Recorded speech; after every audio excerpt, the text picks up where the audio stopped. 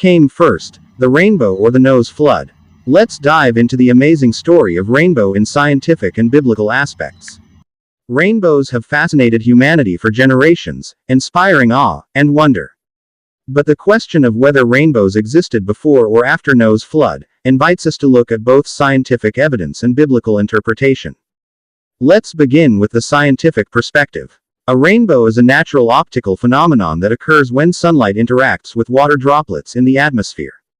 Light enters a droplet, bends, reflects off the back of it, and then refracts again as it exits, splitting into its spectrum of colors. This process depends on rain, sunlight, and a viewer positioned at the right angle, conditions that have existed on Earth for millions of years. Atmospheric scientists agree that as long as there was rain and sunlight, rainbows would naturally occur. Earth's climate has always had cycles of rainfall and sunshine, so rainbows would have been a consistent feature of the natural world, long before human history as recorded in the Bible. Now, let's look at the biblical perspective from the story of Noah in the book of Genesis. According to the Bible, after the catastrophic flood, God made a covenant with Noah and all living creatures, promising never to destroy the earth by flood again. In Genesis 9:13-17, God says, "I have set my rainbow in the clouds, and it will be the sign of the covenant between me and the earth." This suggests that the rainbow gained its symbolic importance after the flood. Some theologians argue that God may have repurposed an existing phenomenon, the rainbow, to give it spiritual meaning. Others propose that rain and rainbows could have been new occurrences after the flood, perhaps tied to changes in Earth's climate, or the way nature operated at the time. This brings us to an interesting question.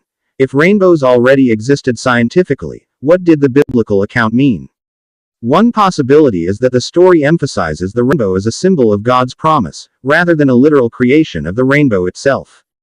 Before the flood, people might not have associated rainbows with divine assurance, but afterward, they became a powerful reminder of God's mercy and covenant.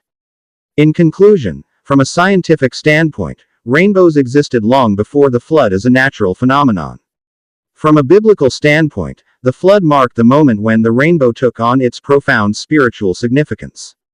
This blend of perspectives reminds us that science and faith address different aspects of human understanding, one exploring the how and the other the why.